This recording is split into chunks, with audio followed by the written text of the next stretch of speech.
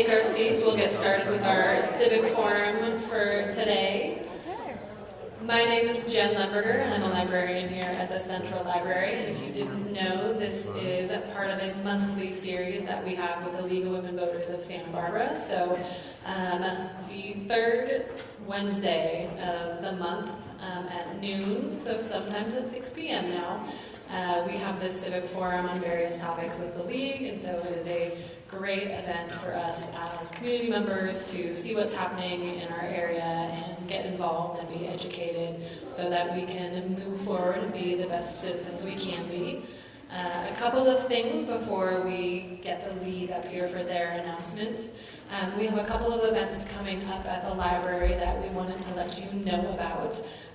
We are in the midst of Black History Month, and while we always try to highlight our diverse community, it is even better to be able to talk about the history and the future of our community members who don't always get the deserved limelight that they should.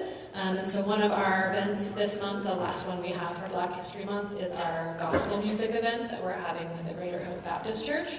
So not only will this be a live gospel concert in the main floor area of the library, it will also be a bit of a history lesson because gospel music has a vast history of importance with the Black community in the United States that we should all be aware of. But not only is there a history, it still lives within communities today and has power that we all should be sharing as well. And then next month is Women's History Month, so I thought the League would be interested in some of those events. We've partnered with Drama Dogs and Terry Uvahand, who is a local writer and playwright, and so we have Women Who Defied the Odds.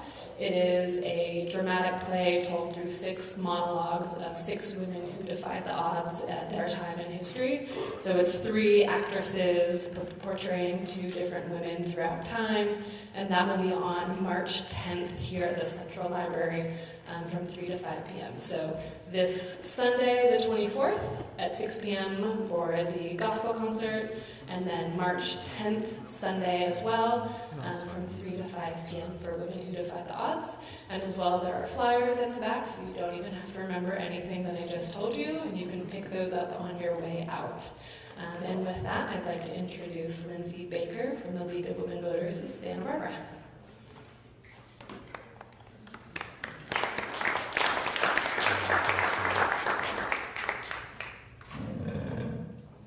Welcome. Thank you all for being here today. Please check your cell phones and make sure they're turned off.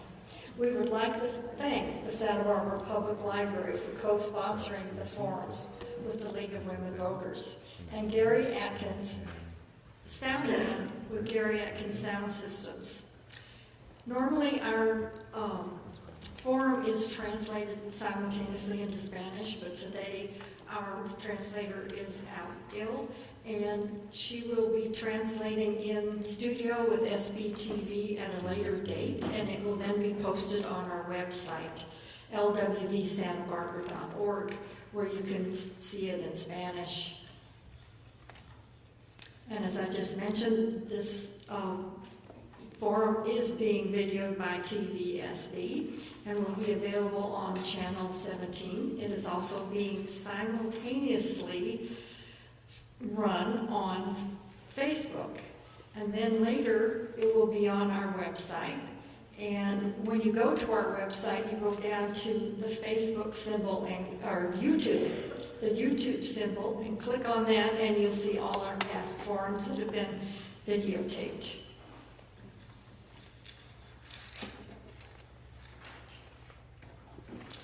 If you are interested in learning more about the League of Women Voters, you can talk to Bev. She's at our table, membership table at the back of this room. I would like to thank the committee that worked to set up this forum: Gwyn Lurie, Wendy Reed, Mary Rose, Vijaya, our vice president and coordinator of this forum, and myself. I'd like to also thank Suzanne Grimmesey and Bonnie Jensen, our hospitality people, providing water for you at the back of the room. We will have questions and answers at the end. And I would like to mention that we will be having the forum in March on the census.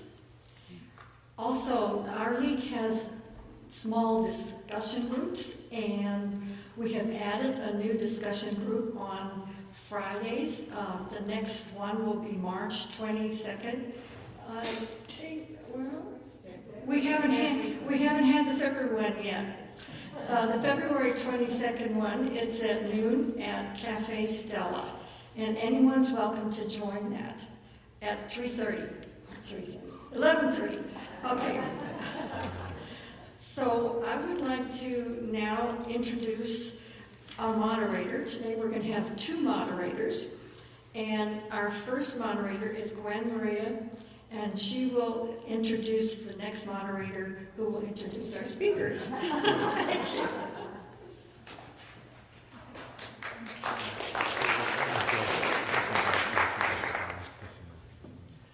Thank you, Lindsay. There's a whole Lurie family in Santa Barbara who are going to look at this and say, she's not part of our family. So my name is Gwyn Lurie. I would love to be part of their family, but I'm not. So this is the year of the woman and Steve. I want to thank the League of Women Voters for doing these forums and giving us the opportunity to talk about some of our society's most important issues. Today, we are here to talk about Santa Barbara's foster youth and ask the question, are we providing what they need?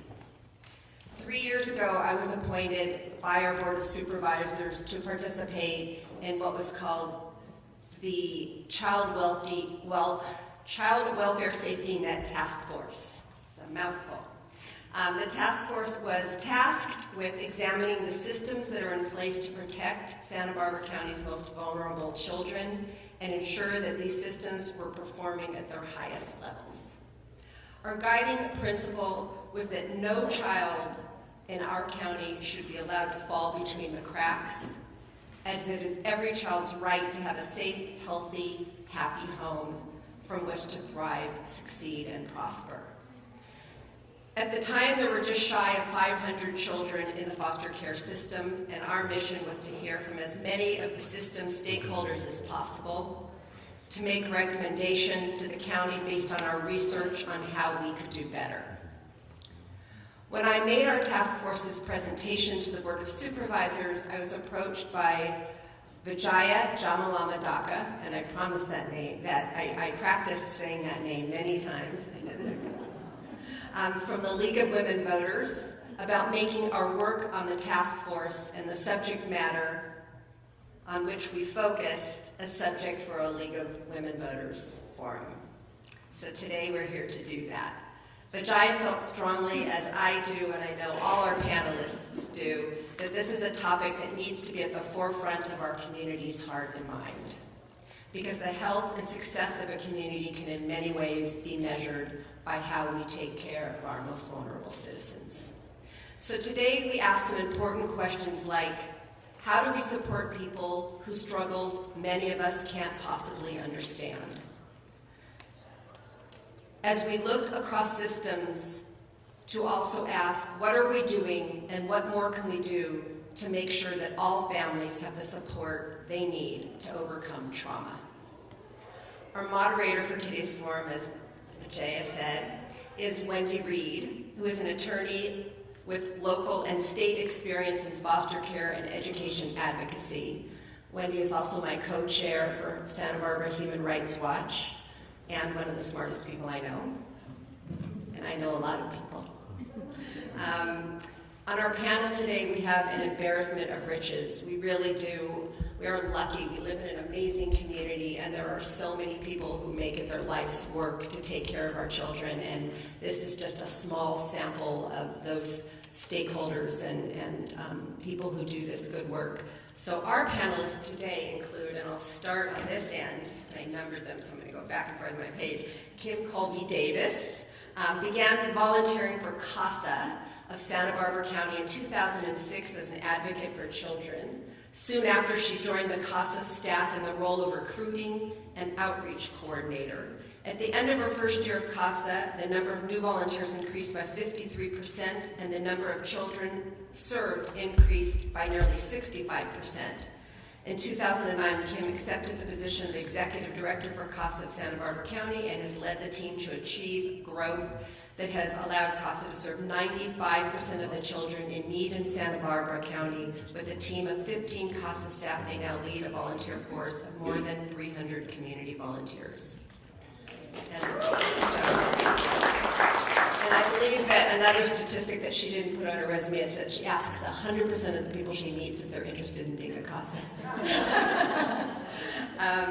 Amy Krieger, with whom I had the pleasure and the honor of working on our task force, is the Adult and Children's Services Director for the Santa Barbara County Department of Social Services. She has had a variety of positions in the agency where she has served for the past 20 years.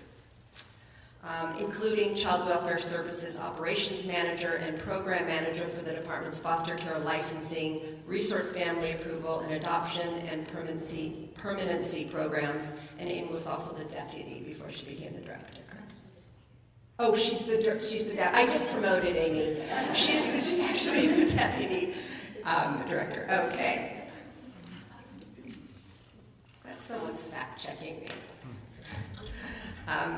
Suzanne Grimmesey, with whom I've also had the honor of working on our task force. An MFT, Chief Quality Care and Strategy Officer for the Department of Behavioral Wellness. Suzanne began her work with at-risk youth in the Santa Barbara County community in 1991. She has worked with the County of Santa Barbara Department of Behavioral Wellness, formerly named Alcohol, Drug, and Mental Health Services, for 21 years, primarily in leadership roles. She serves as the Public Information Officer for the department, PIO is what they call her, if you heard that acronym today. Serves on Public Information Team for the county in Santa Barbara, provides countywide community trauma response and disaster mental health work, critical incident debriefings for first responders, and is responsible for leadership of the Office of Quality Care and Strategy Management with Behavioral Wellness. I did that backwards, didn't I? I did. I was supposed to. Okay. Next, we have Lillian Pipersburg, who is a Santa Barbara native. Lillian is a retired probation officer who spent several years managing and living at the county's only foster care emergency shelter and has herself fostered over 200 kids, which is quite a statistic I love saying. And finally, I do, okay. Oh, yeah, okay. So, this didn't work. I had this system that was so brilliant, and then it just completely fell apart. Dr. Steve Elson is CEO of Casa Pacifica Centers for Children and Families, a multi-service nonprofit agency focusing on children and youth with serious emotional and behavioral challenges and their families. Under his leadership, since 1994, when Casa Pacifica opened its doors, operations have expanded from serving 300 children exclusively on the Camarillo campus to serving annually over 2,500 Santa Barbara and Ventura County children and families in their homes and communities. Elson has encouraged program innovation and excellence, and Casa Pacifica has received state and national recognition, including the Exemplary Program of the Year Award at the annual Conference of California Mental Health Advocates for Children and Youth. Elson has published a number of papers, articles, and has been active in public policy efforts benefiting children in foster care and other public service systems. And finally, today we are lucky to have everyone, but this woman flew in from Sacramento, and she is our state ombudsman, who has an MSW. Rochelle Trochtenberg, who's sitting at the end of the table, is a former foster youth appointed to serve as the California Foster Care Ombudsman. She is responsible for educating foster youth and caregivers about their rights, investigating complaints to the care, placement, and services of youth in foster care, and providing policy recommendations on improving California's child welfare system. Rochelle previously served as the lead youth organizer of the Humboldt County Transition Age Youth Collaboration, where she received national recognition for her work acting as a leader and expert for engaging system-involved youth to bring their voices and experiences into policy setting and decision-making tables at local, state, and national venues. Rochelle believes that programs, policy, and systems function more effectively when decisions are informed and connected to the real-life experiences and voices of those who receive or depend on those services. And Rochelle, you're living proof of that. Rochelle previously served on the board of directors for the California Mental Health Advocates for Children and Youth and is currently a member of the California Child Welfare Council and is a total slacker. Okay, so now I want to invite Wendy up to begin the panel conversation.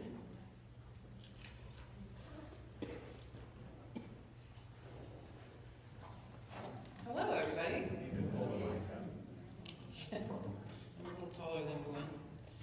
Let's see. How's that? Good. Hello, everybody. First of all, I'd just like to echo my thanks to everybody that's here, particularly our incredible panelists. But I also have to say that there are a lot of people that aren't here today that are really important partners in this system of care that we have for our children. Missing our incredible judges, Art Garcia and Jean Dandona, people from schools. There are great programs that we have here in this community, from Guardian Scholars at UCSB and City College to Foster Youth Services with the County Ed Office.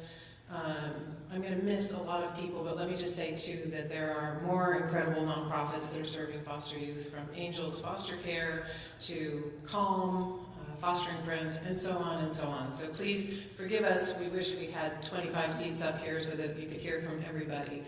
We also have Judy Osterhage here, who's, what's your exact title, Judy? Foster and Kinship Care Education Coordinator at Santa Barbara City College. Santa Barbara City College Foster Care and everything else coordinator. So thanks for being here, Judy. Again, we wish we had a lot of seats, because one of the things we really wanted to do today was just give everybody a sort of general idea of who our foster kids are and how we can help provide even more support for them, and also how we can help social services and some of our county departments do the incredible job that they do. So, you know, people often used to ask me why I became so passionate about foster youth, and it's a longer story that includes me getting matched up with a little foster kid. When I was 20 years old, I volunteered with a little boy who was 6 years old at the time, and he's almost 40 now, and I've stayed in touch with him and followed his path, and that's really been my education into foster care. But I went to law school because I was really struck with the idea that I think that we have a moral responsibility to help children and families who need help. But I think that with foster youth, you know, we elect the judge that sits on the bench and says to a family, you're not doing a very good job of raising your child right now, and so we're going to remove your children from you, and we'll take care of them while you hopefully get the services you need to heal. And in that moment, that judge makes us, the parents. So I've often felt that we not only have a moral obligation, but we have a legal obligation to help foster kids.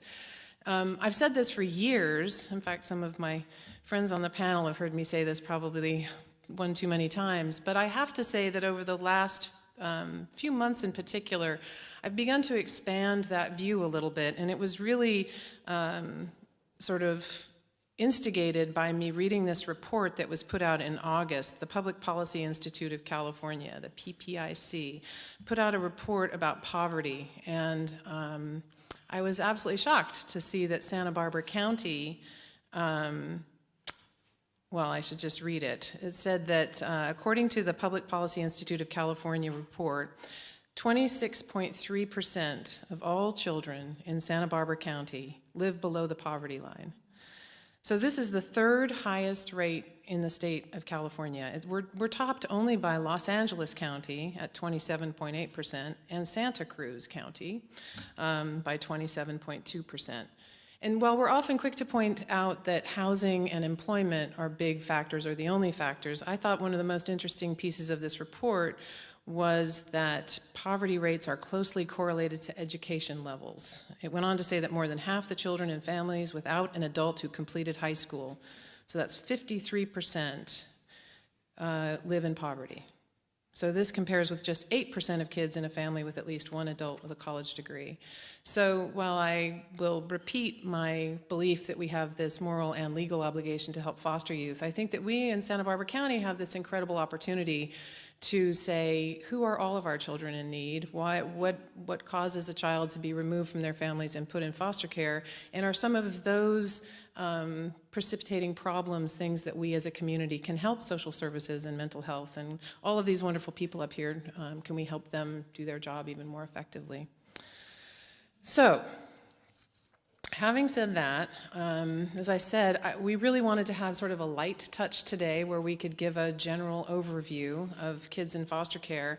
And so I love numbers, and I love websites that dump lots of numbers on you.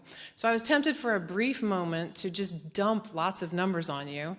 And then Gwyn told me I couldn't do that. So what I decided to do instead was really just hit the highlights. And one of the most incredible data points for us here in Santa Barbara is as Gwyn said, when she was chairing this task force, there were about 500 children in foster care. So that was the piece that I decided to look up.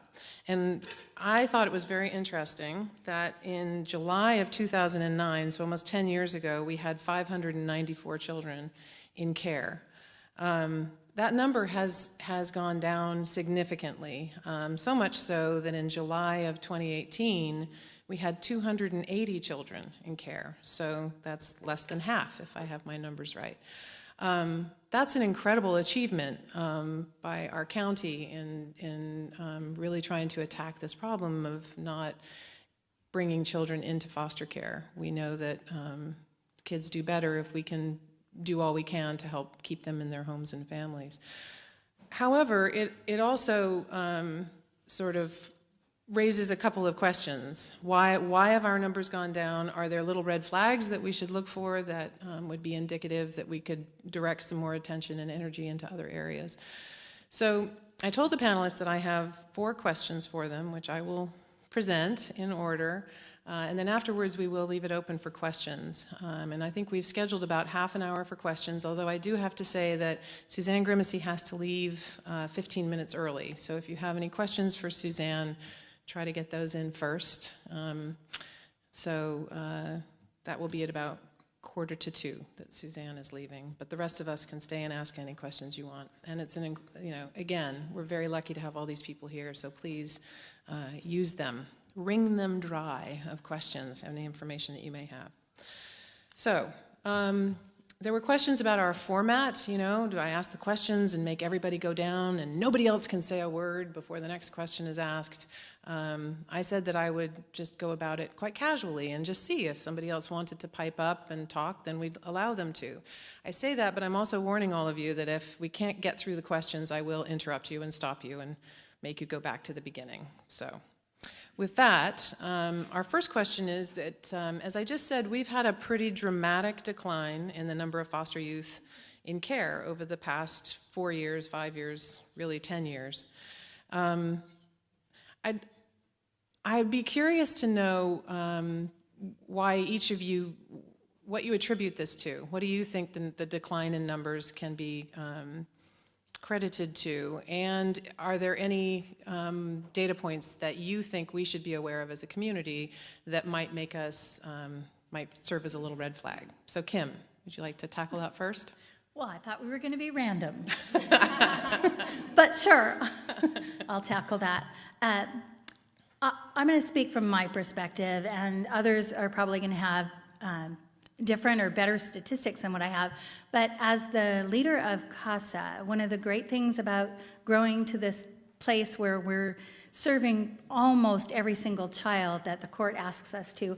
What I've seen over the years, and it's been about 12 years that I've been with Casa, I see much more effort being made to keep the child with the family or with extended family. So what I don't see is, I don't see a dramatic decrease in the total number of children who are in the child welfare system, because I still expect that we'll serve 500 kids this year.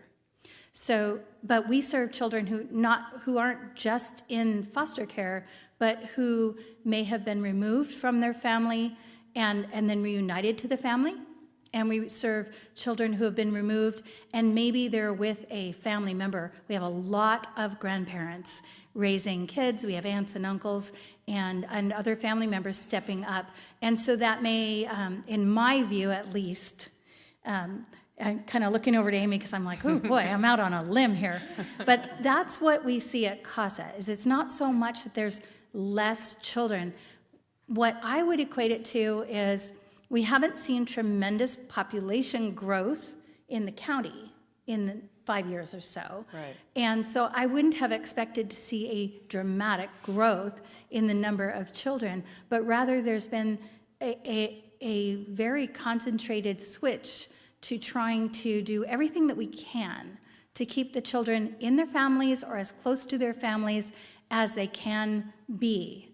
And so maybe that has switched a little bit of those numbers. And I think what's important, I think a key aspect for me, is when we talk about children in foster care. It's a big conversation with CASA programs, not just locally, but nationally. When we talk about children in foster care, people understand that, but we serve children who are in foster homes, but we serve all of the other children who the court has said need to have that advocacy. And so there's a big difference there. And so I think part of what we all have to get our heads around is, what are we talking about when we talk about foster care? Are we talking about only children who are in out-of-home, out-of-family placement, or are we talking about all children who have suffered neglect or abuse? Thank you. And Steve, before you go, I just want to say that we've been talking for the last 24 hours or so about all these numbers and data points, and I did want to tell you that there are a couple of great websites if you're interested in diving deep. One of them is what I call the Berkeley website. It's not the right thing to call it. It's actually the Child Welfare Indicators Project, and it's Child Welfare Services actually feeds the data. Every county is responsible for feeding their data into this website, and it's very complicated, very deep dive possibilities if you really like the numbers. The other is that Child Welfare Services actually has a great website that has some links to data as well. And I also pulled some information from the California Child and Family Services Review, the 2017 county self-assessment, that was really interesting as well. And just to Kim's point, we actually, Gwyn and I were looking at some of the numbers this morning, and we were surprised to see that actually the child population in the county of Santa Barbara has stayed remarkably stable over the last 8 years. I thought it had gone up or gone down, but it's really pretty much the same. So just so you know, that's kind of a baseline according to the data sources that we looked at. Okay, Steve.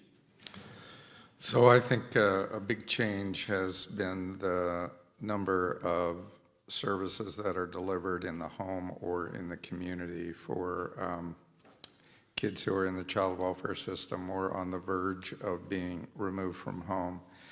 Some of those have been a function of lawsuits, class action lawsuits filed here in California. There are a couple of important cases. One is called Emily Q.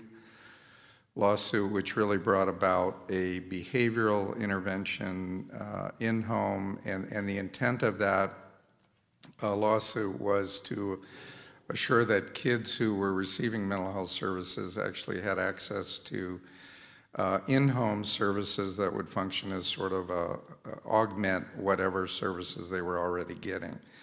That service has made, I think, a big difference in enabling kids in the child welfare system to remain at home with their families. Second one is wraparound. That's another service that's not a litigated service, but it is a service that really came out of Chicago, is now pretty much nationwide. It's called wraparound. And the philosophy of that service is whatever it takes to keep kids and families together. That includes a flex fund that providers who offer wraparound can use to support families in ways that are pretty non-traditional, helping them pay a month's rent so they can stay where they're currently living as they're getting back on their feet, or really whatever. There are a number of other community-based services which I think have had a dramatic impact on enabling kids to stay at home with families and keep them out of placement in a foster home or in a group home or in some kind of institutional care. Those are a couple just to touch on. Great. Suzanne?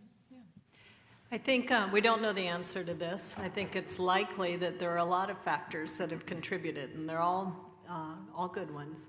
Another perspective to offer that I've seen CWS do and continue to do well and expand more and more over the years is to offer voluntary services to families before it becomes a mandate of the court, as Wendy was describing.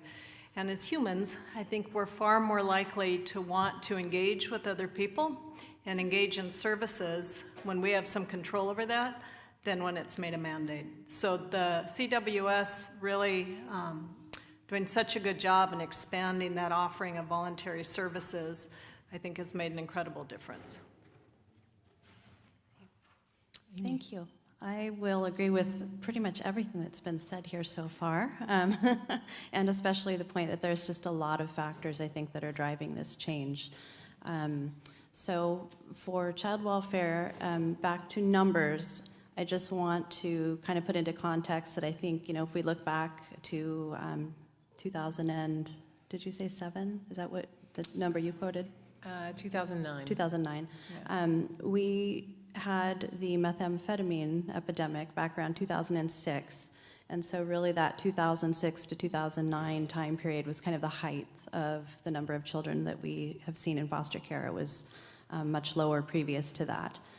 So since that time, there's a tremendous amount of work that was done in our county from a lot of the agencies, the county agencies and all of the partners to try and get their arms around that and see what could be done to help stem that epidemic. And so we've seen the decline since that time in the number of youth in foster care.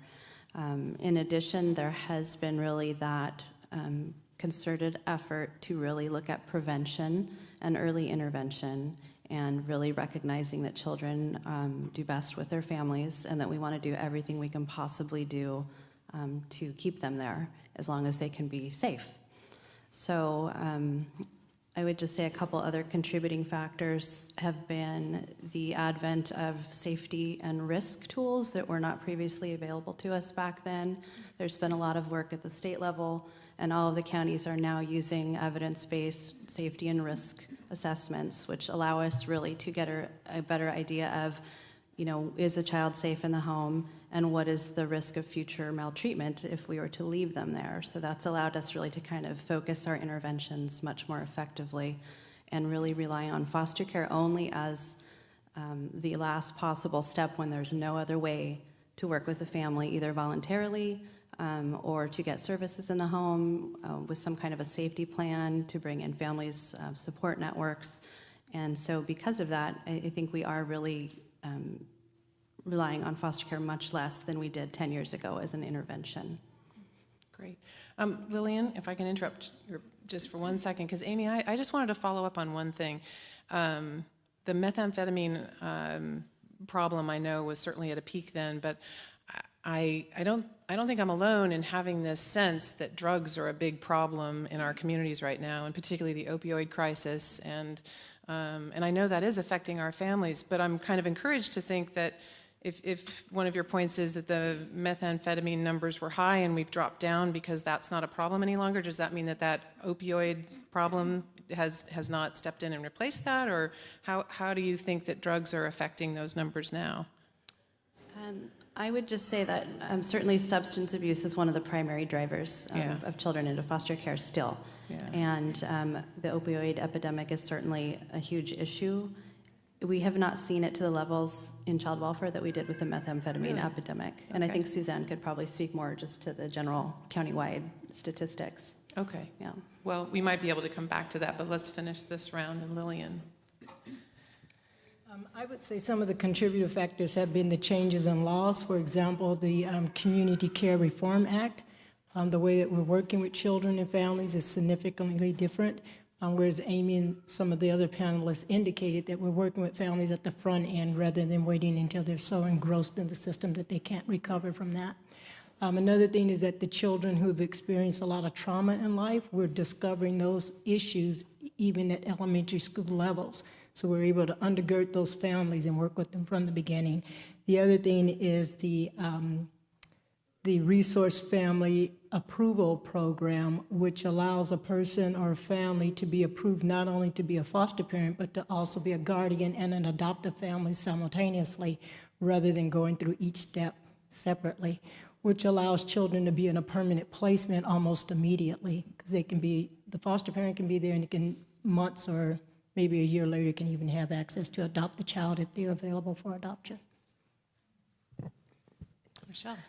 Thanks. I think I concur with everything that has been said. There's been lots of legal changes that have happened. Structured decision-making is this tool that is being used in child welfare to better assess, as was said. Same thing with this concept of safety organized practice. How do we keep families safe in their home? How do we keep children safe? What are the resources to help families do that? Also differential response and early intervention opportunities. So really the first contact with child welfare, giving families the opportunity to access services and resources. I think one of the things to consider is the 0 to 5 population is the most at risk for neglect. And so the home, when nurses go, nurse-family partnership is what it's called in many places, where nurses go into the home with first-time moms to help them adjust to having a new baby and all of the things that go with that. I think also this understanding of how trauma impacts children's development is something that's been kind of on the national front, and certainly here in California. I think all of the people at the table today can talk about how the understanding of trauma has changed how we do business in child welfare, and the experiences of adverse childhood experiences. So I think all of this information has really changed our practice, and I think the decline in numbers also reflects some of the economic changes in the last 10 years. So we talked about drugs and methamphetamine use 10 years ago.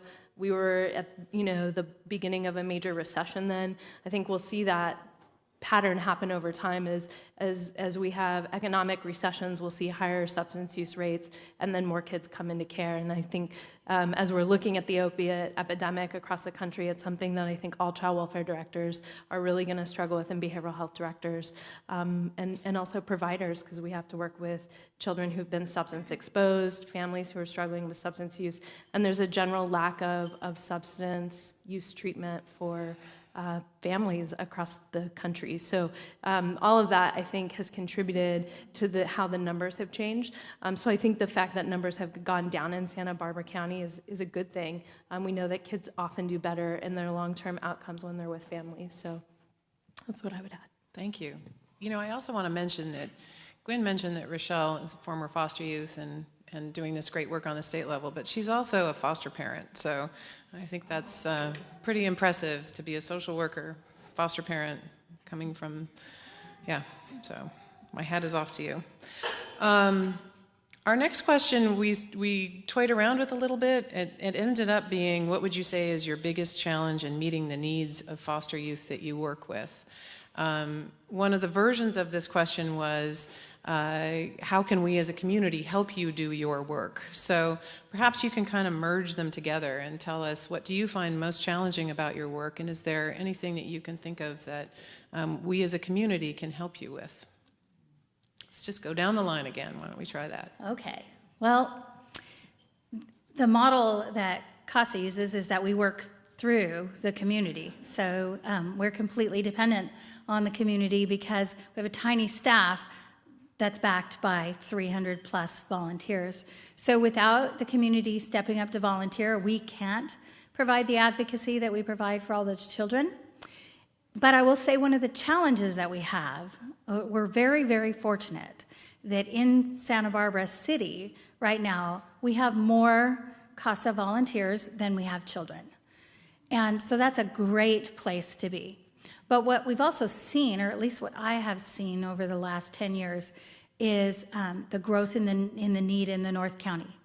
So we have intentionally been focusing our recruiting of volunteers to Santa Maria and Lompoc, where our greatest need right now. Lompoc kind of exploded a bit, and all of a sudden I need many, many more volunteers in Lompoc. So that's a constant challenge for us, to find the community where the children are, because it is an absolute wonderful thing that I have volunteers in Santa Barbara that will drive to Lompoc or even to Santa Maria, but that's not the most efficient use of time. And so it is a constant challenge to get the word out. So, you know, what can the community do? Certainly act as ambassadors, and I found that people know people everywhere, and just spreading the word that there's a need and opportunity. I think of CASA as that community opportunity to, instead of sitting on the sidelines sort of complaining about a system or wondering why it doesn't work, it's the opportunity to get your feet in and be part of a solution. And I think everybody has that opportunity to engage in some way. So that's one way. And if I can bounce back, and maybe we can circle back, one of the things, going to this conversation about drugs, when we are working with the children and their families, we're seeing drugs as a core problem in probably 80% of them. I think any conversation that we have around foster care has to include what are the root causes. I don't think that there is a bunch of people in our community who are mean and intend to neglect or abuse their children. And in fact, you know, I think if you look at some of the protective factors that have been put in prevention, you can see great success. But, and somebody along the line said this, is maybe we're lacking in the resources to fight addictions, because sometimes the addictions are so strong that then the parent who otherwise or does love their children, but otherwise could care for that child, addictions are very strong. And if we're not supporting that, I mean, if we were just to knock out that, I think we'd have a really different conversation around foster care. So I think it's a worthwhile conversation for us to have. Steve. So yeah, I think I'd agree that a huge challenge for us is drugs, and families and kids even who are involved with drugs of some kind. We have a campus in Camarillo, and we serve probably 600 kids over the course of a year on that campus. We also have staff up here, which I'll mention in a second, but in surveying the youth about drugs and their exposure to drugs or themselves being users, substance use abusers, really. 90% of the kids that we have in our programs on that campus in residential, which is the highest level for foster youth, have drug histories of some kind, either in their families by their parents, one of the big reasons for removal from home, and them coming into foster care, or them using themselves. In Santa Barbara County, we have about 60 staff split between Santa Maria and Santa Barbara, North County and South County. We operate 4 different programs. A huge challenge for us is staffing, especially licensed mental health staff. So that's a constant churn. Staff come to us and are interested in collecting hours so they can get licensed, and then we'll move on. So I would say finding good quality staff to be able to operate our programs is a real challenge. I think we are fairly successful in meeting that challenge, but it is a constant struggle, especially bilingual staff. Finding bilingual staff who have solid clinical training and can provide the services that the kids and families that we treat need. So I think I'll leave it there. We have other challenges, but we can circle back. So we spoke about the number of children in the foster care system, decreasing, and different reasons for that. I think it's likely then that those that are still, or the numbers of kids that are in the foster care system are likely those with the greatest or highest level of need. We also spoke collectively to the least restrictive setting, so living in the community being the most ideal. I think one of the greatest challenges, we have a lot of resources, but I think we can do better, and I think we need more to be able to keep kids here in the community while they are in the foster care setting getting those resources. Foster family agencies, therapeutic foster homes, there's been a lot of tries over the years to grow that number, to keep kids here, and to grow those resources, but Santa Barbara has a high cost of living, and it's hard. It presents a lot of challenges for families and settings that would add to that library of resources here. So, I would agree with all of those challenges as well. Staffing is certainly an issue for our agency, and Casa Pacifica is not alone. I think that's a pretty common refrain from all of our partners in terms of having qualified practitioners who are able to meet the needs of the children and families. I would say for child welfare, our primary challenge is on having enough resource families in our community. And we've made tremendous strides, both as a county and in partnership with our FFAs in recruitment. We've increased the number of new homes we've recruited approximately 300% in the last 3 years. So we've made a lot of strides in that area. But unfortunately, the children who are in foster care, who are the most difficult to serve, those who have experienced the most trauma, are the ones that it's the most challenging to find a home that's able to meet the needs of that child. And so that's really where we continue to struggle. We have plenty of homes for young children, plenty of homes to adopt, but we don't have a lot of homes available to take high needs kids, older kids, sibling groups. And so that's an area where we're constantly struggling.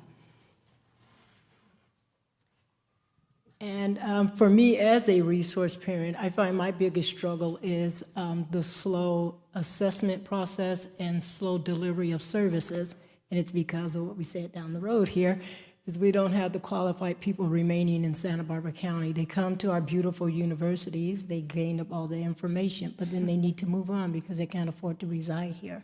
So that's my biggest struggle, is not getting my children enough services in a timely fashion.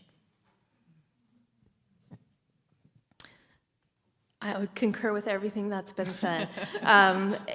One of the things that's happening across the state is we've made this change to move away from putting kids in congregate care facilities or institutional care with this desire to really have them in foster homes and in their communities. But that is really difficult to do. And there's new expectations and training requirements for caregivers. It's put a burden on the child welfare system. It's put a burden on existing foster parents. And really it's hard, I think, to get people to take the kids who need homes, and those are primarily children between the ages of 10 and 18. And that's when we see the most placement disruption, so they start moving homes. Once you start moving homes, that number increases, your outcomes get worse. So we really need people who are dedicated and committed to being foster parents, but in order for them to do that, they need constant support. So if any of you have raised children, I want you to think for a moment, who did you turn to when things were difficult? If you don't have children and you have pets, who do you turn to when things are difficult?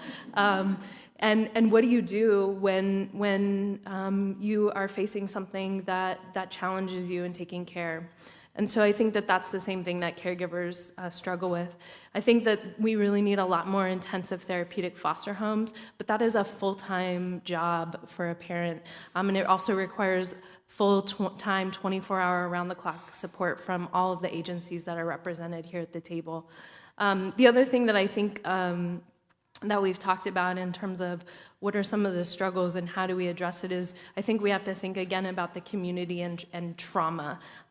You know, all of the programs that are up here have this idea of trauma-informed care or addressing trauma.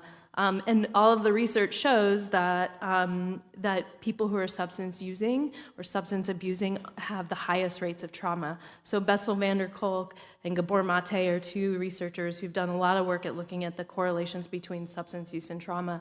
And so I think we have to ask ourselves as a community, what are we doing to prevent trauma or address trauma, whether we live in the North County or the South County? How do we as a collective community really come together around this idea of preventing trauma and treating trauma? And I think that it comes down to, you know, good clinical care. I know that that's a challenge. It comes to having support networks and communities of people you can turn to in hard times. And when we're talking about families involved in the child welfare system, again, we're talking about the most marginalized, the most disenfranchised. They don't have a single person to pick up the phone and call. And that's when things get difficult, and then we find them at the door of child welfare. And so I think if we want to be preventative, we have to really think about how do we rethink what community looks like, and how do we address trauma.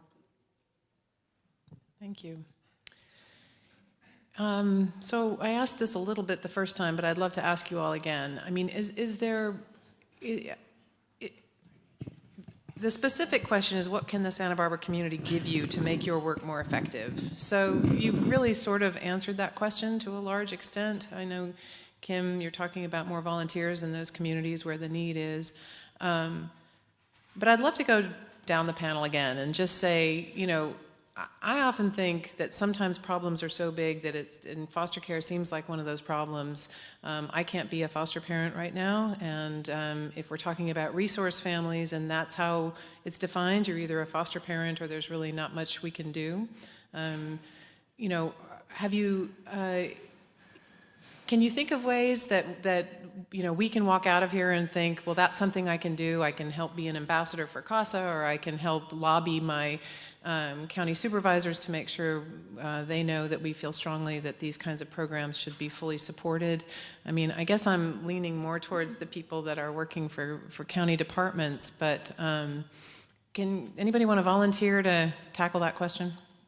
Well, I'll tackle it again in saying that I recognize not everybody can volunteer. It's not always the right time in somebody's life, and we recognize that. So the other kind of obvious, what's obvious to me, challenge for most nonprofits is we start our year at zero, and then we have to raise the money to run the organization to provide the services to the community, right? So that is a way that everybody can engage at whatever level that you're comfortable with and with whatever agency you decide you're comfortable with. But I think investing into the nonprofit agencies that are getting the work done that's critical and important to you, I think you can't really underestimate that value, because we've tried now for 5 years to come up with an idea or some magic solution to the problem that would just fund CASA forever, so that we weren't constantly having a gala event and trying to get people in a room to ask them for money. Look, it's really hard that we're dependent on foundations and individuals and some government money, but we have to kind of throw it all out there in order to do the work. And I think where the community can come in is say, you know what, where's my passion? And I can't be a volunteer right now, but I can support this agency that's doing the work that I think is so critical. And by doing that, now you're being part of the solution.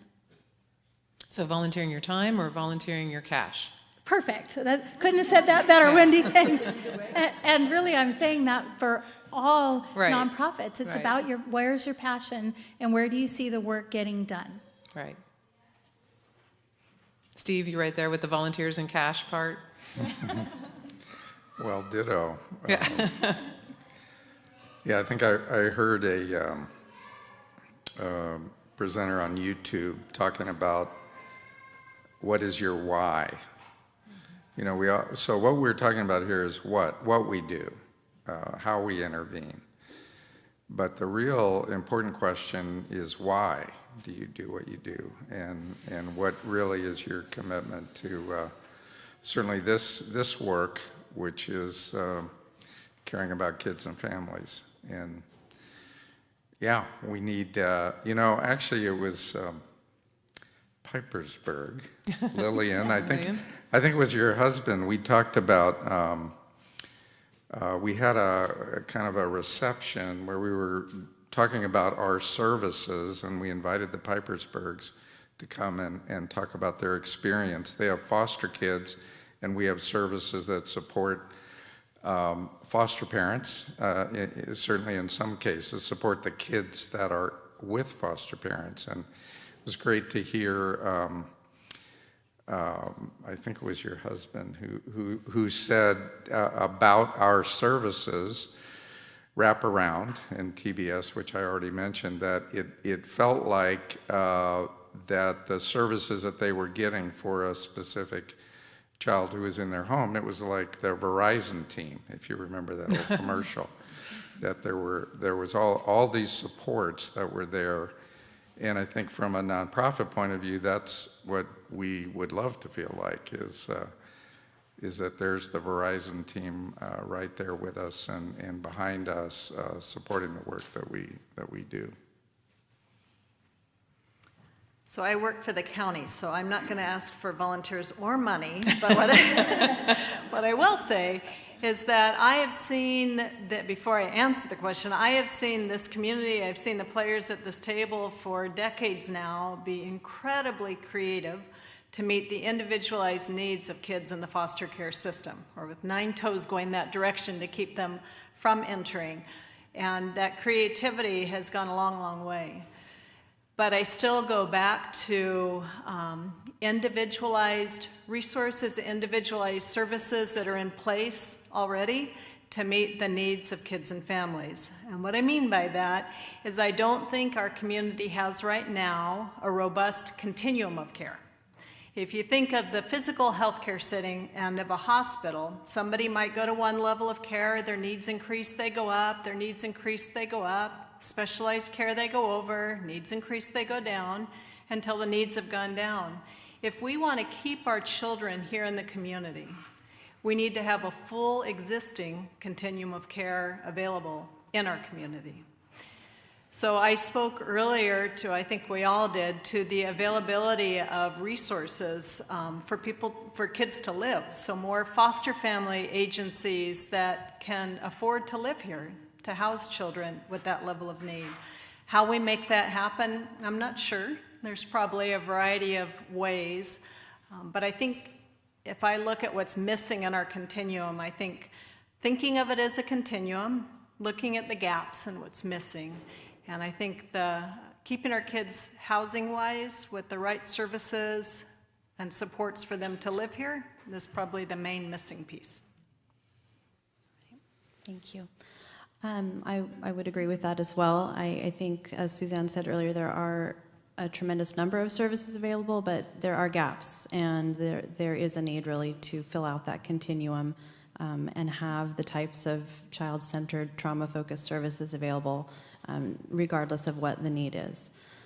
So that is a big need. In terms of supporting, if you can't be a resource parent, and of course we realize not everyone is going to be able to be a resource parent, you can partner with a resource family and provide respite. You can support them in other ways. Lillian can probably speak better to this than I can in terms of providing social supports, bringing over meals, helping just with everyday kinds of childcare, babysitting, or just being somebody to call.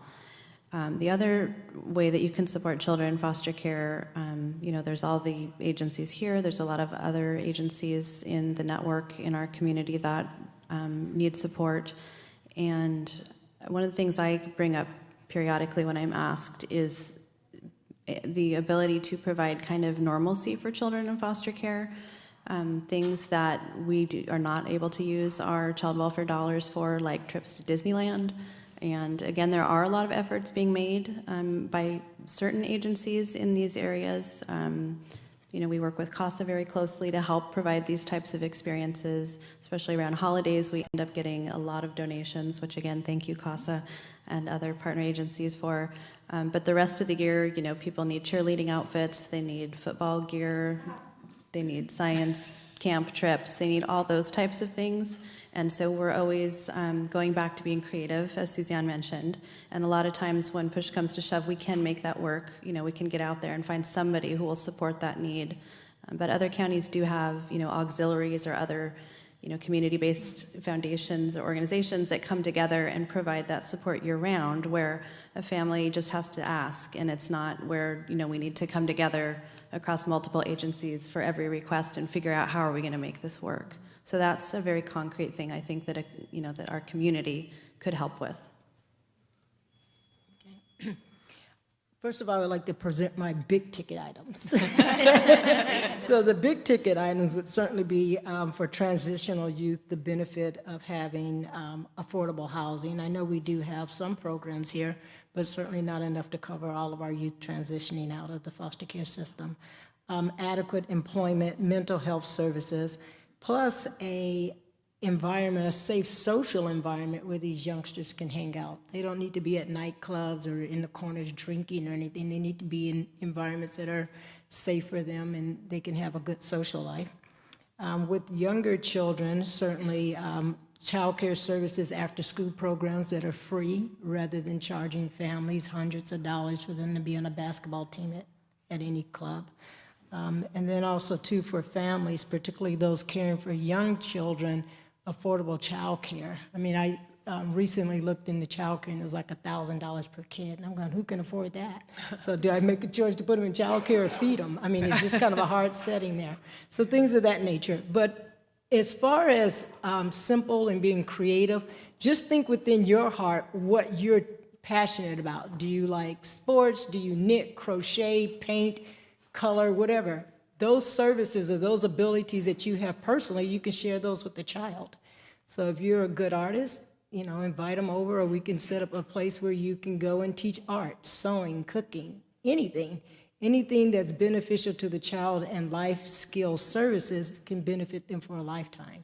So whatever you're passionate about, share that. We can also use what we call foster grandparents. You don't necessarily have to go through the system to be a foster parent, but come along and give children exposure to a different generation on their perspectives.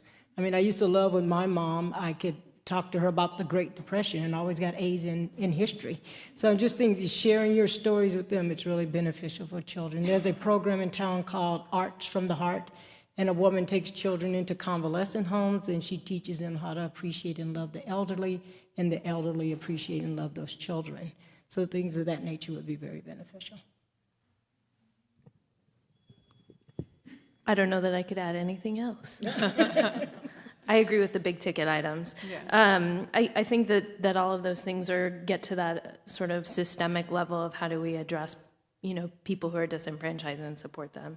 I would say that I think from the perspective of having been in foster care, things that would have been beneficial to me that a system could have provided would have been this concept of the day-to-day life skills that you need to be successful as an adult. And growing up in foster care, I didn't have those opportunities. So I didn't go to a grocery store from the age of 13 to 18.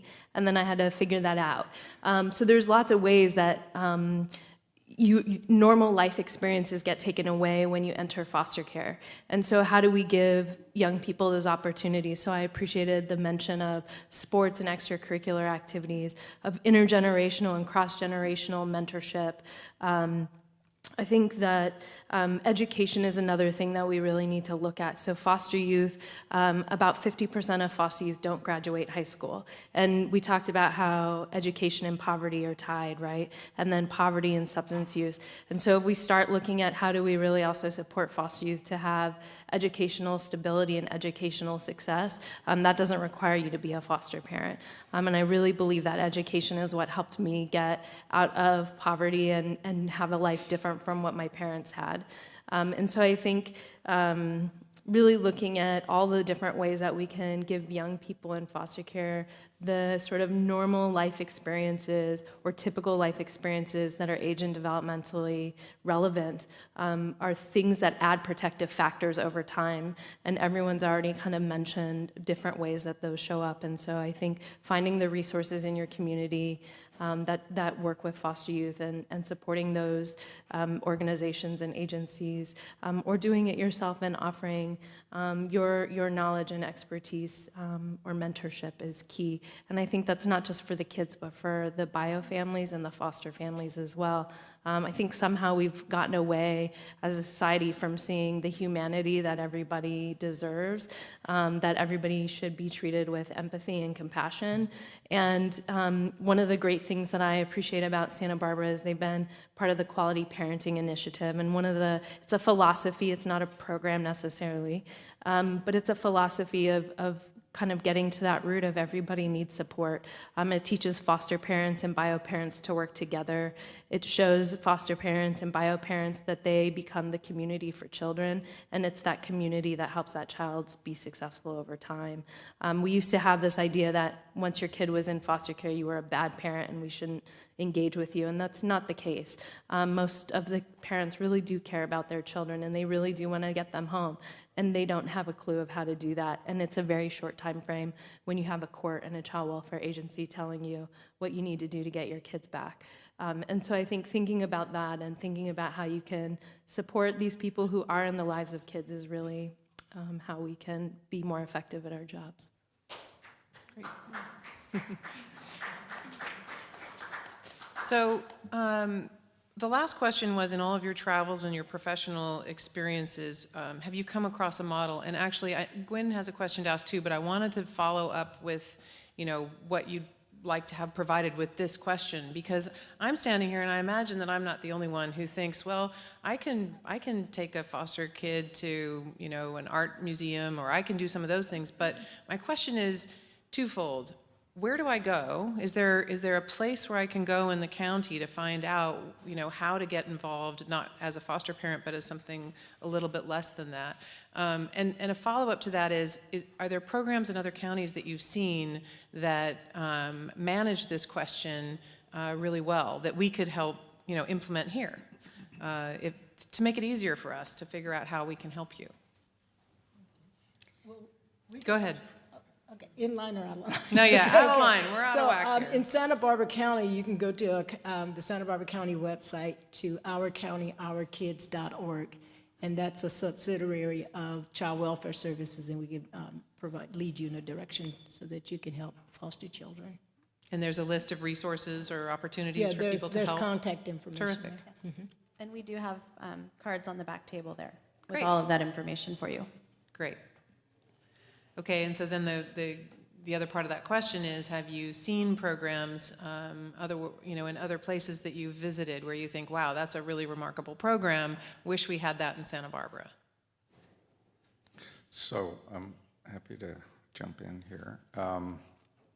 That's not quite the way I was going to answer the question. So let me rephrase the question about what have we learned in the last 10 or 12 years that I think sort of has taken us to the next level in terms of programs and interventions that we can have with kids in care. Rochelle already mentioned the ACEs study, Adverse Childhood Experiences, and the impact that trauma has on the developing brain. I think we've learned a lot about the plasticity of the brain over the last decade or so. We know a lot more about the teenage brain and the way it develops, and infant and toddler brains and the way they develop and the kinds of experiences that kids need to really develop into successful adults. One of the models that we're using is called the person-brain model.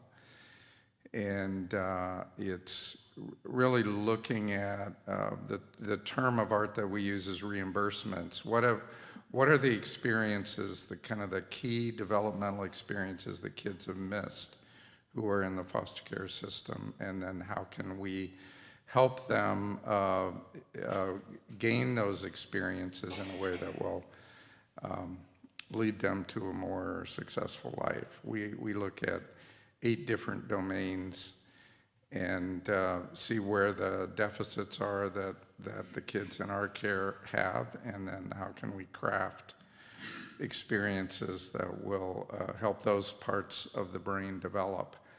In addition to that, one of the international figures that we've used in our training has told us for years is that really the most effective thing you can do in working with these kids is teach them how to read to the 4th grade level.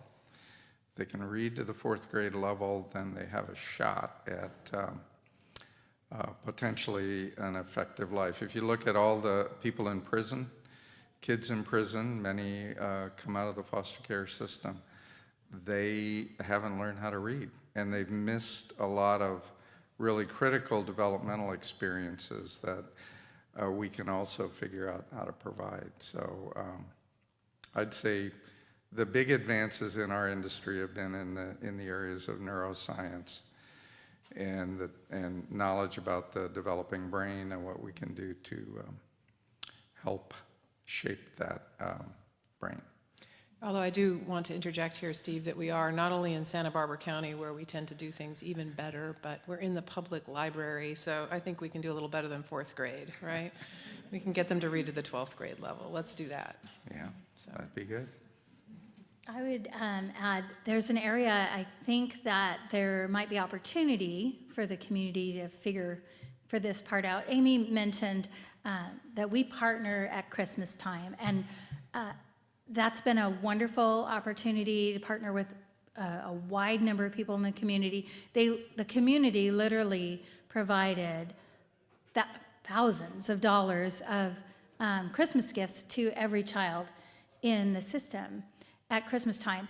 And yet I still saw that there were areas of duplication. And so it just makes me curious, instead of using our resources where we're duplicating each other, in fact, that's how our partnership came to be, is like they were trying to do something, we were trying to do something, and everybody else was trying to do something, and we thought, well, what if we just work together? Could we coordinate this and organize this a little bit better?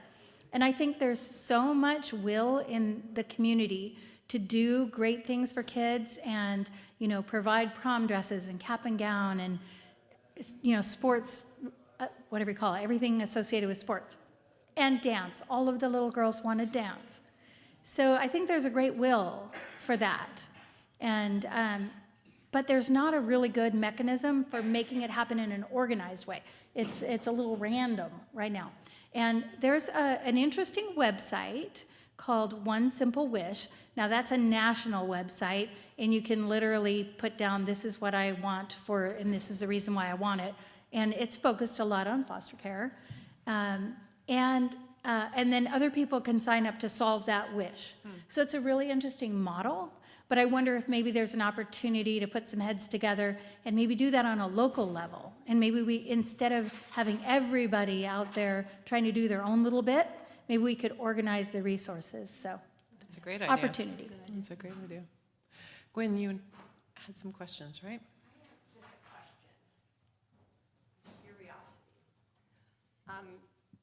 So one of the things, Amy and Suzanne, you'll remember, that really came out of that we talked a lot about is the dovetailing of so many of these issues, right? That how connected the foster care issue is when you talk about the inability to, you train these great people and then they leave because they can't afford to live here, so it's affordable housing. Substance abuse plays a huge role in the work you do. And I'm wondering, do you feel like the interconnectedness of all of these issues are recognized enough by our elected officials and being talked about enough in symphony with one another? Because that seems to me to be such a missing piece, that you guys are on the front lines of all your work, so you're looking so up close and you're just trying to, and you're doing an amazing job of making sure you're taking care of everything that's in front of you. But I'm wondering, what could we do to be able to step back? I mean, in other words, Suzanne, I think you used was creativity, and you do a great job of being creative and solving problems on the spot. But is there a way to have like a bigger creative conversation about how these issues, these critical issues, interplay with each other, and how in some ways we're working against ourselves? Well, I'll try and touch on that. I think we have an amazing community, and I think our elected officials are aware of the many issues that we're faced as a community, adults, children, foster children, and the interconnectivity. And we can dive deeper on that, and we can learn more, and we can better understand. But I think even with that, we would still be left with, okay, so who do I call? And how do I figure out these services? And so often someone will get a number to call because they have a connection, and they jump into a service. Is it the right one or the right place to start? I don't know. And doesn't work as well, and then you're calling someone else, and people find themselves navigating through a system which may or may not be the right path to navigate.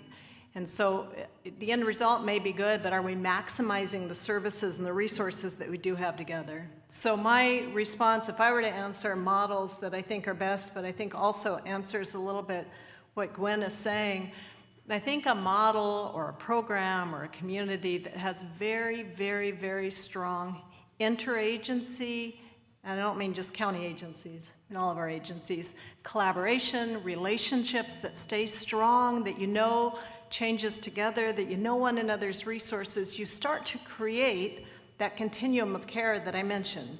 So if staff come and go, still know what CWS does, still know what Casa Pacifica and Casa and down the line, and so we become one continuum of care. And if somebody calls behavioral wellness, we're not the right place to start, or we have another referral, we all speak the same mind. And we all know where to redirect people, and we work together with a strong interagency collaboration. We've seen that in our county when resources were different, and we all physically were located on the same building site. It was amazing. You could rotate and swivel chairs and figure out that stuff. That's a model that I think works best. And have you seen that in any other county right now? I mean, I understand that we had that at one time under MISC, right? That was MISC. Yeah, different counties, I don't think there's probably any county that's going to say, nah, that's not the right model. People just go about how they organize it differently. And I think sustaining it is the big piece. So we can have a summit, we can walk out of it with linked arms and that strong collaboration. How do we keep that? How do we keep it so that if somebody calls one entity, they can say, oh, you know who you need to call, I'll help you.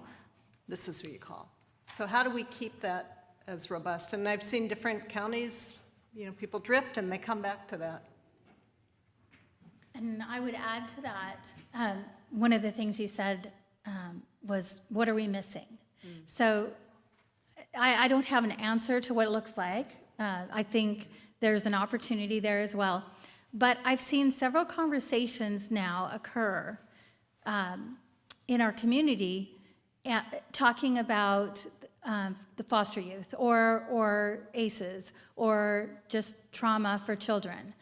And more, today included, where is that piece of that's addressing drug addiction, alcohol and drug addiction? And I think we're missing that. And I think that you have to get all of the partners to the table to decide what that thing is going to look like. Like, I don't know I don't think we have it, and I don't know of a community that does have it. But if you want to create something and your end goal is reducing child neglect and reducing the number of children who are in care, then you need all of the players at the table, and I think we're missing a player. So, you know what, we're gonna be at questions in 4 minutes. Okay. So why don't you take us out? I want to try and thread some of those things together. I think going back to the issue of prevention, that's really one of the really important pieces here, and there's a real lack of funding for primary, even secondary intervention. Our department administers those funds through the Office of Child Abuse Prevention, and I think it's less than $500,000, I believe, off the top of my head. And we have a lot of partner agencies that use that funding and provide wonderful services, but it doesn't go very far. We have family resource centers in our community that provide a lot of support to families, but again, they're small and they can't possibly serve all of the families that that are in need of those services. We did recently have a combined child welfare stakeholders meeting with our local Child Abuse Prevention Council, which some of you here attended, and that's what we heard repeatedly, is just, again, the need to kind of bridge the two worlds between prevention and child welfare, and to really shore up those resources for our families. And it goes back to the substance abuse, the mental health, the lack of housing resources, and those things that do drive, maltreatment of children. So I think that's a real big piece where we can definitely do better. And then as far as, the big picture, I think for child welfare, we are looking at a core practice model for the state, and partnering with behavioral wellness. It's our integrated core practice model, which really looks at how we do the work that we do. And as far as models that work, there's a lot of models out there. I think for child welfare, we're constantly having presentations from different counties on what they're doing that's working well for their county. We even look outside the state sometimes. But there's such a number of models out there, and they're focused on specific populations that they work for. It's really hard to pick a model and say, oh, this is the one that's going to work. So we end up, taking pieces of lots of different models, and instead of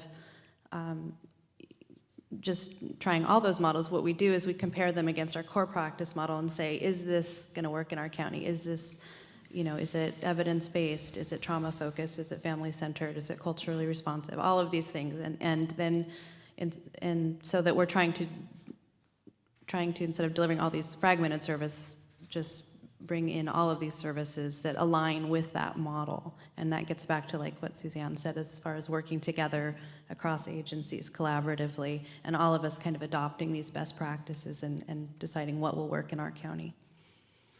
Great. Well, it is now 1:30, so we would like to open it up to some questions. And again, I just want to be sensitive to the fact that Suzanne has to leave in 15 minutes. So if you know you have a question for Suzanne, go ahead and ask. But we also have somebody with a microphone that's coming, 2 people with microphones that will come around. Thank you very much for being here. Maybe I missed it, but I didn't hear very much about what part the school system plays in the development of these young people as they go through from the lower grades up to the colleges. Can someone speak a little bit about that? How do you establish relationships with the schools or as teachers and so on? And actually, can I just interject that Susan Salcedo, who's our superintendent of county schools, really wanted to be here today and couldn't. And so Gwyn and I and Rochelle met last night with, I'm going to forget her, Dolores, who works with foster youth through the county Office of Education. That was really educational for us to hear how schools are coping with this issue, but thank you for asking the question.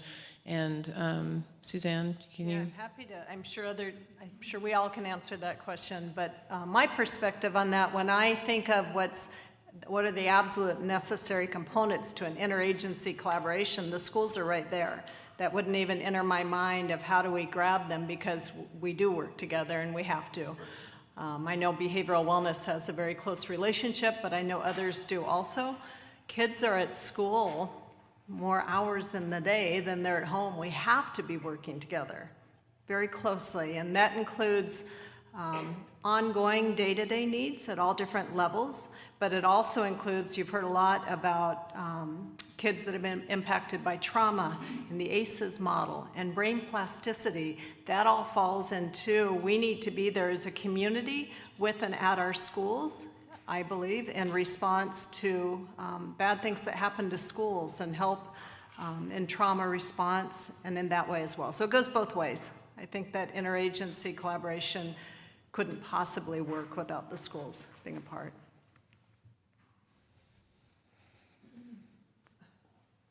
Hi. How are the teachers involved? I'm not getting very specifics in your response. So I can explain a little bit. Quite a few of our teachers have gone through the ACEs training recently. Also annually, we have a program called the Bridges to Resilience, which is a program that looks at the mental health and the trauma piece in children, and most of our teachers have gone through that program as well. So they're familiar with some of the information that we have as far as working with the children and their families. And can I add on the education piece, CASA volunteers always talk with teachers. So regardless of what, even if it's preschool, they would talk to the preschool teacher and all the way up into the community colleges. So there's always that connection, and we consider teachers among our strongest connections. So they really do create a seamless connection. So there are educational rights holders. So people in the community, volunteers, often it's a CASA, who will be working with the school district, the schools that a youth is in, and making sure that the youth has the kinds of educational supports that they need. I think for us, that's a real struggle. I know Santa Barbara County has what they call CTE classrooms. What does that stand for? Center for Therapeutic Education. Center for Therapeutic Education. Those are special education classrooms. There's certainly an overrepresentation of foster youth in those kinds of educational settings, and I think the schools do really a good job identifying the funding now. That's another state policy issue, the local LCCF, right? Local, there you go, that's it. And part of that allocation to school districts is based on the number of foster kids that are in that school system. So they're kind of a special population. Bilingual is another criteria. So there certainly is a policy effort to try to address the educational needs of kids in the foster care system. And as mandated reporters, teachers are often one of the highest source of initial reports of abuse or neglect to our child abuse hotline. I'm hoping that somebody has an idea of who's first. Here?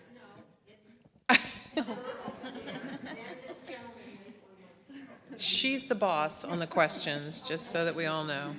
I don't know if this is working, but well, we have this taped. You have to use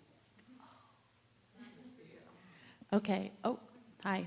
I was interested in what you brought up, Kim, about the what I heard. The statistic I heard was maybe 80% of these families that end up in the system is the situation is related to substance abuse, but you're saying that there's a huge gap in how that's being addressed. I was just wanting to dig a little bit deeper on what you meant by that and what's missing and what it would look like to fill that gap. So 80%, I would say, is like, I'm using that as a generic number. I'm basing it on looking at the number of children that we serve and the number of those cases where the underlying cause that the child was removed is that they were neglected, and that the reason they were neglected is because the parents were involved in some type of drug and alcohol abuse. There may be secondary factors like mental health or anything like that. So I am not an expert at all on drug and alcohol. I'm just reporting what I see, looking at all of these kids that we're serving, and I keep seeing this common factor.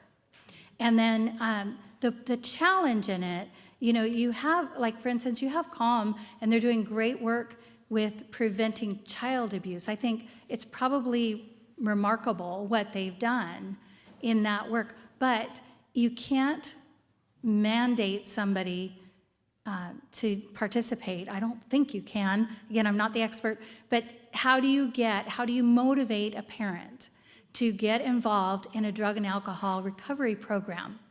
And it's a really sad thing where it might be that when their children are neglected enough that they are no longer safe, that might be the motivating factor. And again, this is just coming from, this is the constant thing I see case after case after case, and that is a significant element in so many of the children in care. Now, they might not be in foster care, they might be in relative care, or they might even be back with the family and the family struggling to recover in that way. It just seems to me like maybe it's just, Suzanne probably can answer this better. Maybe it feels like too big of a problem for a community to tackle. I don't know, but it feels like I haven't seen enough focus put on how could we get out there, we should always continue child abuse prevention, but is there a way to get out there on drug and alcohol prevention? And I think I see some great efforts being made addressing that with youth through the Boys and Girls Club, through Fighting Back, Santa Maria Valley, some wonderful work being done working with the kids, and yet we have the parents. And I really feel that those parents never had an intention of neglecting or abusing or subjecting their children to an unsafe situation. But yet we have that problem. And I simply don't have a solution, but I think it's something maybe the community could think of tackling, even though it seems like a huge thing. Yeah, I'd love to respond to that. And this isn't a solution, but it's a tool we have now that we didn't have in November. So not that all parents of children in the foster care system have Medi-Cal as their benefit, but many do. Prior to December, there were few alcohol and drug services that were reimbursable through Medi-Cal, or those that were for short durations of time, and that has changed. Effective December 1st in our county, we now have what is called a drug Medi-Cal organized delivery system. This is mandated throughout the state of California, but what it means is all counties must have available this full continuum of alcohol and drug services that are now reimbursable through Medi-Cal. And there's one number that people call to get authorization for those services. Part of that mandate, as one example, we could speak all day to this, in our county, in Santa Barbara County, we have not historically had residential services available except when someone is pregnant with alcohol and drug issues, because there's not reimbursement for it. This is now required, and it's reimbursable through Medi-Cal. So we, starting December 1st, when we launched our organized delivery system, we're authorizing these services to now, we're continuing to expand contracts for beds because they're being filled and they're being filled. So it shows us that is everyone who has an alcohol and drug need willing to accept the treatment? I don't know, probably not, but there's sure a whole lot of people, a lot. We're getting an average of about 100 calls a day now on our access line, and about 80% of them are requesting alcohol and drug services. So I don't know. We'll see the impact it makes, but it is available now. And I do know there's a growing movement of people in child welfare services in general that believe that I think it was one conference I went to that said we don't have a foster care problem, we have a drug problem. So I think that those ideas are beginning to infuse the flow of dollars that come to counties to help solve that problem. I think funding is important related to this issue, and so having the drug Medi-Cal is certainly a benefit. But I think we also have to think creatively about what services look like to people, and if they're not alluring to them, they're not going to use them. And I think one of the things we can look at from other countries is when you have a parent that goes into treatment, that the child is living there and with that parent in that facilitated environment. I don't think the removal of the children is in and of itself going to be the motivating factor, because if their children were when their children are removed, that's a trauma on the parent that makes it even harder then to engage in those services. So I think we have sometimes told ourselves the wrong story about what motivates people to seek treatment. And keeping families together, keeping kids in the same environment as the parent when they're seeking treatment, that's a supervised environment. And there's many models that have lots of research and success behind them. Unfortunately, our country is a little bit behind in adopting those models and using them here. There are some across the country that give treatment to the parents and the child, and they're living together in that residential setting. And I think that that's where we should really begin to look at how are we using drug Medi-Cal and other funds that we can leverage to make treatment something that is for families and keeps families together, because otherwise we keep recreating the same problem. So I just offer that as another thing to think about, is just the fact of removal because of substance use and neglect is not, and then having treatment options will not necessarily solve the problem if we're not treating the family unit as a family unit. Yes. Is it on? There we go. Okay. Well, first of all, thank you. Great panel, very informative. Something that we've been trying to do for a while, and we haven't had a lot of success, to be quite honest, is I'm the CEO of the United Boys and Girls Clubs. Terrific. And we offer free programming to foster kids. So within our organization, specifically United Boys and Girls Clubs. So if there's a child, that includes all the services that we do. So if it's need for summer care all day, that's totally scholarshiped. If they're needing, participate in the athletic programming that we do, totally scholarship. And that would be our Carpinteria Club, our West Side Santa Barbara Club, Goleta, Lompoc, and our Buellton location. So terrific. I've got business cards. If anybody has any questions on that, you can certainly get connected with me. But we're more than happy to serve those kids. Want to make sure that we get them in our facilities. Great. Thank you very much. Yeah. Thank you. And just, I know that is a resource that we're frequently putting out there. I'm sure Lillian is aware of that resource and helps share that among the resource family community as well. I think it does not extend to North County, though, and that is where the majority of the kids are. And so, Lompoc, right? Lompoc. Okay. Lompoc and Buellton. Okay. So that's part of I think the disconnect there with the numbers is that most of our kids are in Santa Maria. My guess is, though, that there are organizations in Santa Maria that would feel the same way if we approached them and asked. Yeah. Right. I don't think we've had quite as much success and not the generous offer that we've gotten here from your organization. So thank you. But I'm really excited to hear about the Lompoc part of that, and we'll definitely be connecting and taking advantage of that. Great. Yes. Does it work? Judy. I'm Dr. Judy Sullivan Osterhage, and I work with the foster care system at Santa Barbara City College. So many things. I wanted to address what we do at Santa Barbara City College to support our foster youth. We have a Guardian Scholar program, which helps with books, which helps with services, which helps with tutoring, which helps with housing. It really encompasses, but offers them a space where they can be together. And we also work with our Santa Barbara Foundation, Santa Barbara City College Foundation, and working with getting services, and it's a work in progress with our youth that were survivors of sex trafficking. And so I didn't want to be remiss when we're talking about youth and foster care and how that link goes. And I also wanted to address, I work with a lot of moms in recovery homes, and not one of them I've ever worked with is not just dearly love their children. But one of the biggest things why women do go AWOL is that they don't have any contact with their kids.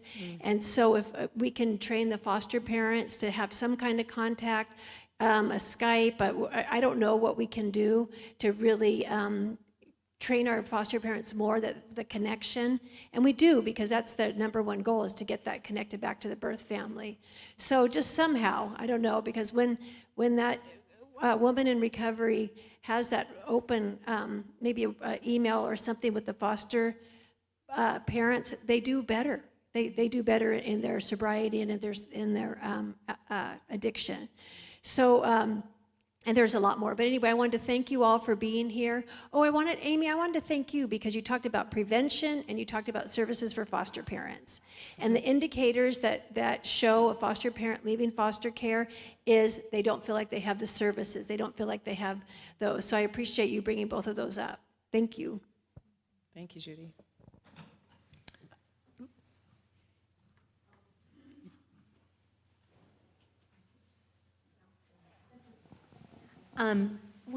I have heard that homeless women, there's been a big uptick in homeless women.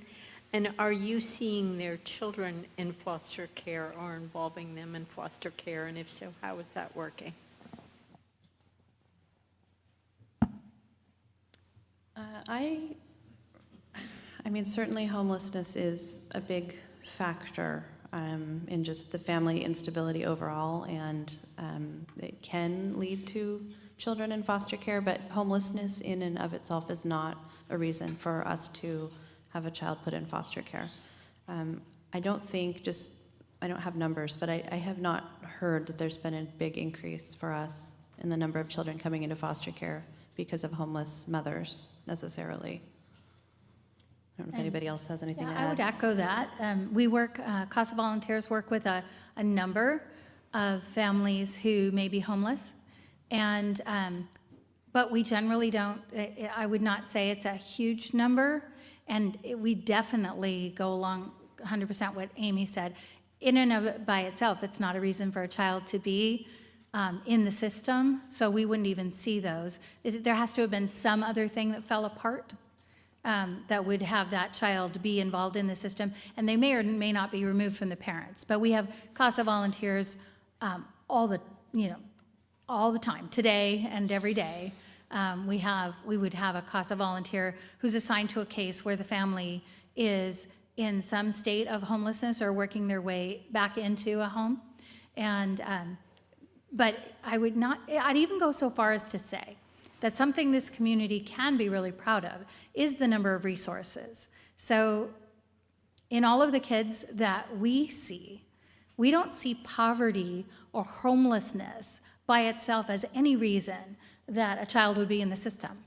The Child Welfare Services does a remarkable job of putting the resources around those families so that they don't come into the system. So that's not a big factor in what we see. But we might see somebody who had, not been able to protect their kids, usually some type of drug abuse, and then they're on the street, and maybe kids, fall off the radar a little bit, and then they work their way back. So we've seen children reunited to families that are living at the homeless shelter, and that is a really good step in the direction, of having that family be whole and back together. And the community does. Our community has a remarkable number of resources, so I don't see the poverty issue as the great big one that we need to solve. I feel like we do a good job putting those resources around those families. Can I just add one more thing on that point? We don't want to underestimate the impact homelessness has on families, and it does make it certainly much more difficult for them to participate in reunifying with their children if they have been put in foster care. If you don't have a stable home, it's much more difficult to access services regularly, and it certainly is difficult on the children. It's an added layer of trauma for the children if they're homeless. It causes quite a bit of stress for them. So I don't want to underestimate the impact it has. And I also just want to add that we were very fortunate this year to have a partnership with our county housing authority, and we were one of 5 counties that were selected to participate in the family unification program.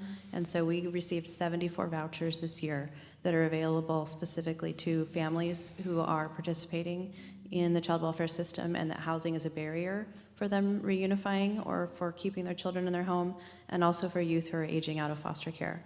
So that is a really exciting opportunity for us, and we are actually just this month starting to get those vouchers awarded to families. Somebody.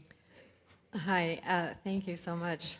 Terrific information and work.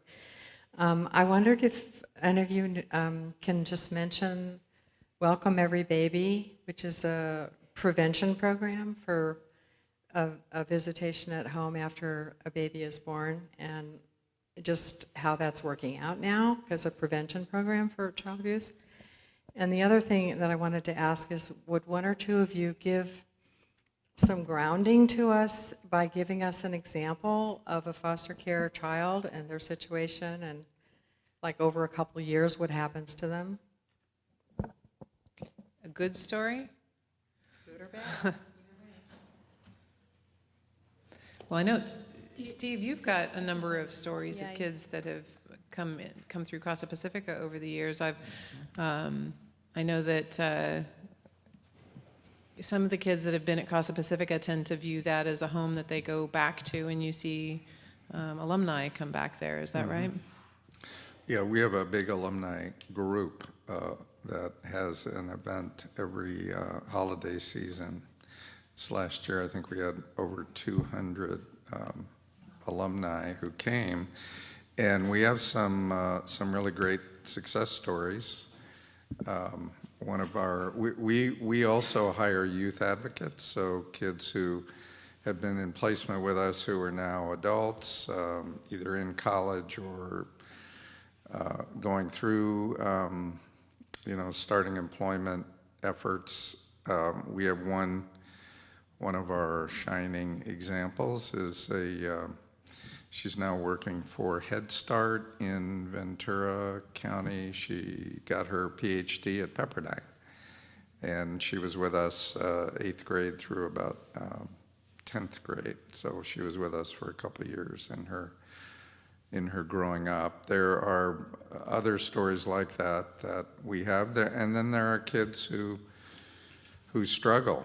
And we had a young man who came to one of our alumni association or alumni gatherings a couple of years ago, and he had spent 10 years in state prison. And he was coming back to give back and to have, he wanted an opportunity to talk with boys who were in our program to sort of tell them what it's really like and what they need to avoid to not duplicate his experience. So we do have success stories and stories of kids who also struggle. We had a young man we discharged a week ago, two weeks ago, who we placed, or the county placed, in a foster home, resource family home, and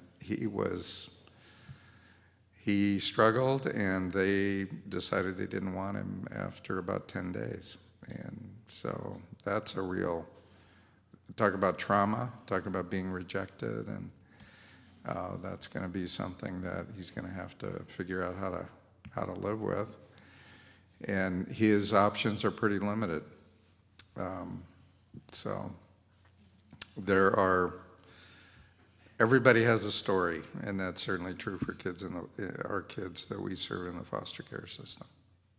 Did anybody want to address the Welcome Every Baby part? No, I don't have enough on that. But I served in that committee very briefly, and it was up and coming. Florine, what's Florine's last name? Florine Beckners was one of the lead people in that organization. She's with the county education office, and it was very successful. We went in, taught them about community care, the Community Resilience Program, which is CRIM. It's a program that addresses trauma in children. Rather than remaining in the trauma, we give them the 6 or 7 steps to move out of that and how to carry their lives in a more proper fashion. So we were teaching the nurses that were teaching the parents.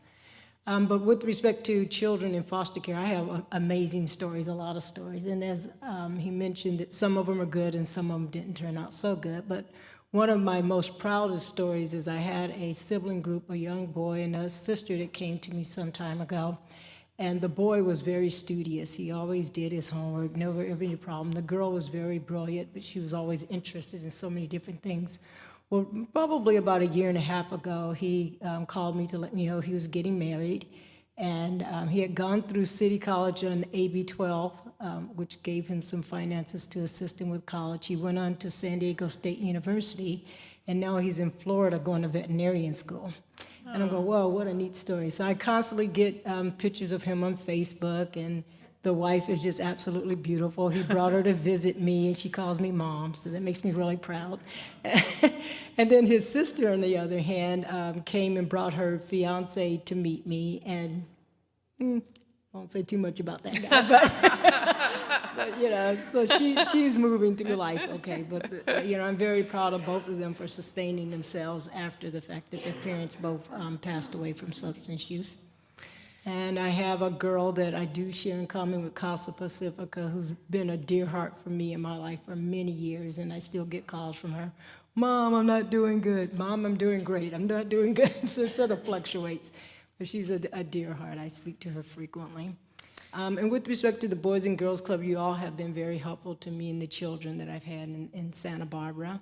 My kids go, they play basketball, football, whatever's being offered. And then to Dr. Orshahay, with respect to support to foster families and resource parents, we have started a version of a program that's called the Mockingbird Society. However, ours is called the Villages. And so we're surrounding resource parents with support within their communities. So we have 4 village homes that are established now, and they do support one another. They can help each other out with respite care, social events, and other activities for the children. So that's something that's new. We started that maybe a couple of months ago.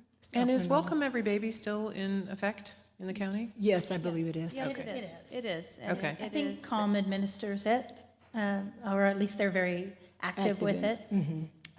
Yeah, I think it's a collaborative. There's a number of parts to that program, but it is a prevention program, and it is, you know, evidence-based. Home visitation, nurse-family partnerships are both evidence-based approaches, and it is an important program in our community for prevention. You know, we have come to the end of our time, and so I did.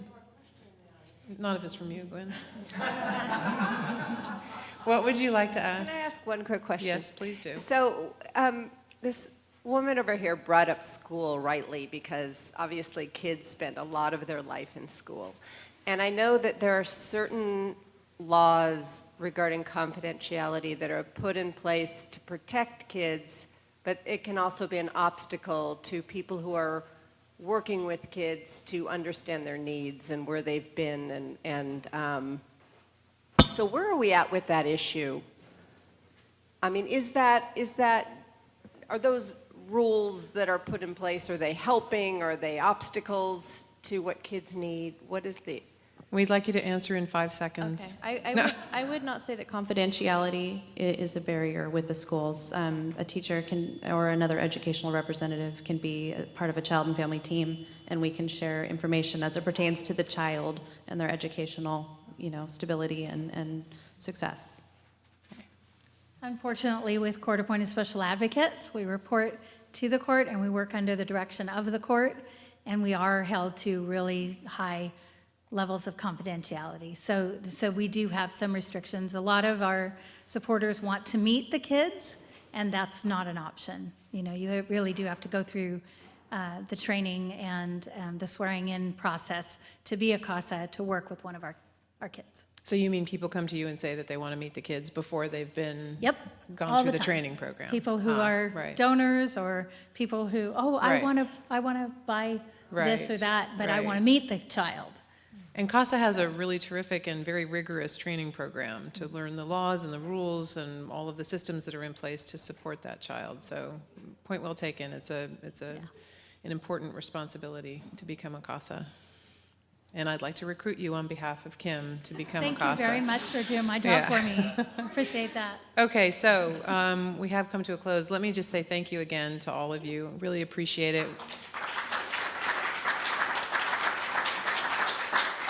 There are some materials on the back table, but please feel free to come up and get information from the panelists themselves and continue to ask questions to help support our foster youth. Thank you.